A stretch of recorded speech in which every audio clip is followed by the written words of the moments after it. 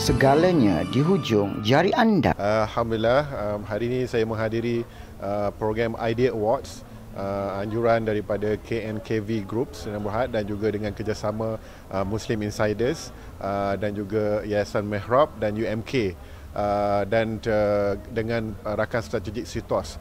Alhamdulillah, hari ini program pada hari ini kita memberikan pengiktirafan kepada syarikat-syarikat, usahawan-usahawan yang memberikan khidmat dan juga produk-produk yang terbaik di pasaran, dan ia juga bukan hanya syarikat tempatan termasuk juga syarikat luar negara. Jadi pengiktirafan ini adalah melihat dari aspek Islamic Distinguished Award, iaitu mengiktiraf prinsip-prinsip Islam yang iaitu honesty, integrity, responsibility dan sebagainya. Jadi hari ini lebih dalam sebanyak 51 anugerah yang diberikan kepada syarikat di dalam negara dan luar negara.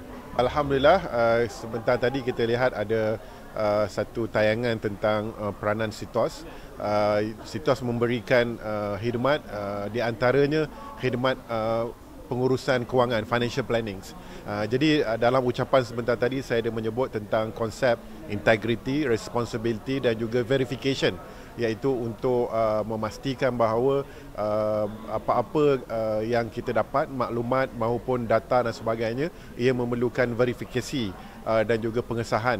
Dan ini selari dengan Islam, di mana Islam juga menuntut kepada kita untuk memastikan kesahihan sesuatu maklumat itu. Dan SITOS juga boleh memegang peranan untuk membantu masyarakat, membantu rakyat untuk menyediakan satu pelan pengurusan kewangan yang baik, dan dalam masa yang sama dapat juga merujuk SITOS untuk mendapatkan maklumat-maklumat terkini dan khidmat-khidmat yang terbaik. Jadi umumnya apa yang kita inginkan bahawa sebenarnya dalam Islam itu sendiri ianya sangat menekankan aspek pengesahan, kesahihan maklumat dan juga usaha-usaha untuk memastikan semua yang kita dalam bisnes, dalam perniagaan maupun dalam kehidupan, ianya mesti melalui satu proses yang due diligence yang baik untuk memastikan bahawa semua itu adalah terbaik dan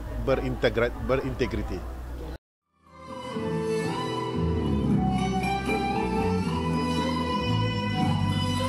Segalanya di hujung jari anda.